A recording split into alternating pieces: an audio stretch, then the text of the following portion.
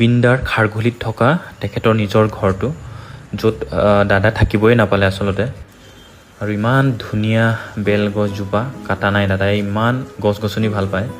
চাৰিওফালে একদম প্ৰাকৃতিক পাহাৰ, গছ, আৰু পিছফালে আছে ব্ৰহ্মপুত্ৰ। ইয়াৰ পৰা বহি ধুনীয়াকৈ ব্ৰহ্মপুত্ৰ চাই থাকিলে হৈ চাগে। এনেকুৱা এটা পৰিৱেশ আহিয়ে কিবা লাগি যায়, ইয়াতে থাকি যাওঁ এনেকুৱা লাগে, এৰি যাবলৈ মন নাযায়।